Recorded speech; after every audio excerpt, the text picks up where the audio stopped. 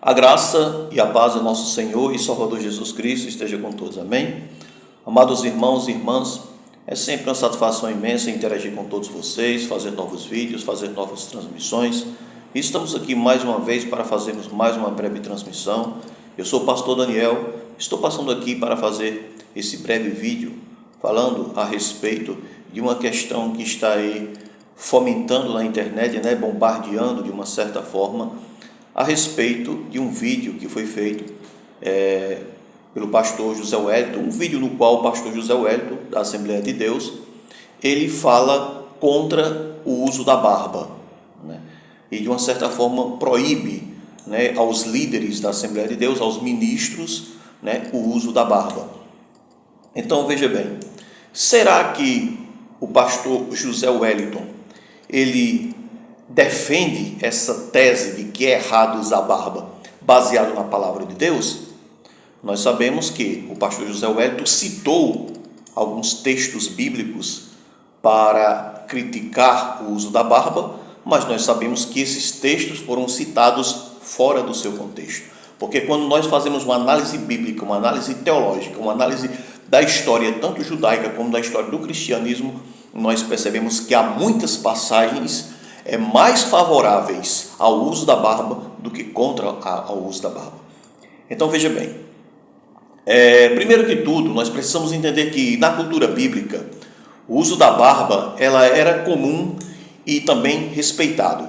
Por exemplo, homens de Deus, como os profetas, os apóstolos e o próprio Jesus Cristo usavam barba, fazia parte da cultura deles.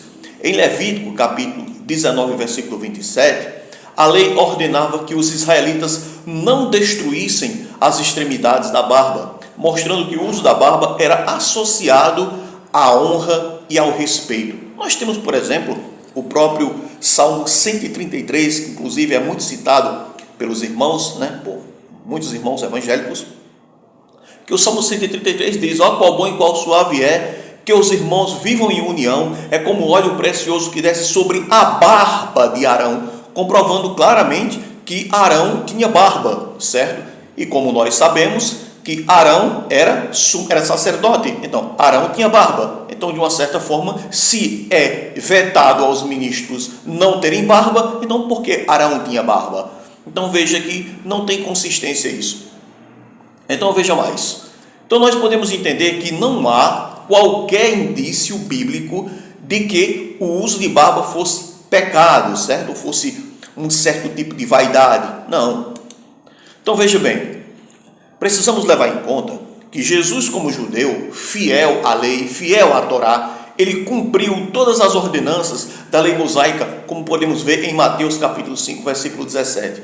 E isso inclui o costume de usar barba. O profeta Isaías, no capítulo 50, versículo 6 do seu livro, ele traz uma profecia sobre o Messias, e fala ele tendo sua barba arrancada ao ser maltratado. Então vemos os apóstolos como judeus, inseridos na mesma cultura, também usavam barba, seguindo os costumes do Antigo Testamento e da tradição judaica, certo? Nós sabemos também que igrejas orientais, ainda hoje conservam o uso da barba, justamente por causa dessa tradição apostólica. Então veja mais, quando analisamos os escritos dos cristãos primitivos, dos pais da igreja, Tertuliano, Clemente de Alexandria, por exemplo, nós vemos uma ênfase muito clara e favorável ao uso da barba.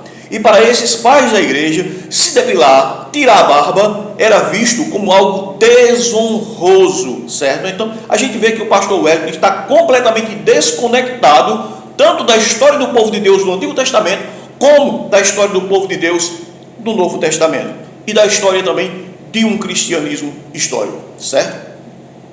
Então veja, irmãos, no Antigo Testamento, raspar a barba era associado à vergonha e à humilhação, como podemos ver no segundo livro de Samuel, capítulo 10, do versículo 4 ao 5. A barba era sinal de dignidade entre o povo de Deus.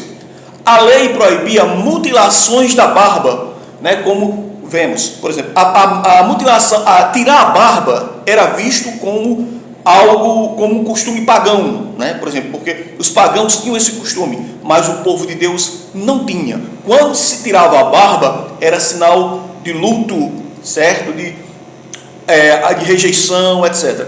Então, tirar a barba dentro da cultura judaica, dentro da cultura hebraica, sempre foi visto como algo negativo, certo? E não parece que o pastor José Wellington não observa essas questões. Então, veja bem, dentro da perspectiva neotestamentária, no Novo Testamento, não há nenhum mandamento sobre o uso de barba, nem a favor e nem contra, certo? Então, não tem como se fundamentar biblicamente que usar barba é pecado. Isso é costume humano, doutrina humana, mas não doutrina bíblica. Então veja, quando igrejas hoje proíbem o uso da barba, impõem regras humanas, certo? Então não são encontradas essas ordenanças contra a barba na palavra de Deus. Então veja bem, e o próprio Jesus, ele advertiu: em vão me adoram, ensinando doutrinas que são preceito de homens, como vemos em Mateus capítulo 15, versículo 9. Muitos líderes religiosos na época de Jesus faziam isso, criavam doutrinas, criavam regras, certo? Que não era em conformidade com a palavra de Deus, mas eram tradições criadas por eles mesmos, que ao mesmo tempo anulavam o espírito e justiça da Torá, da lei. Então veja, imposição de costumes além do que está escrito é erro grave, pois a nossa autoridade deve ter tão somente a palavra de Deus e não tradições inventadas por meros seres humanos, certo? O Evangelho, ele nos liberta da escravidão de mandamentos humanos. O verdadeiro sinal de santidade é o fruto de Espírito, como podemos ver na palavra de Deus, lá na carta de Paulo aos Gálatas, capítulo 5, do versículo 22 ao 23.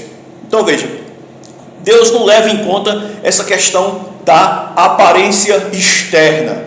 Então, ter barba ou não, isso é uma questão de liberdade cristã, certo? Então, não há um texto bíblico proibindo essa questão do uso da barba, certo?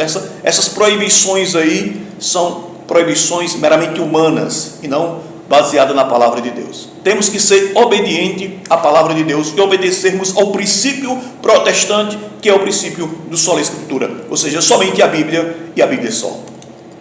Certo, irmão? Então espero ter ajudado e que todos possam compreender o que a palavra de Deus realmente nos ensina e crescer cada vez mais na graça e no conhecimento de nosso Senhor e Salvador Jesus Cristo.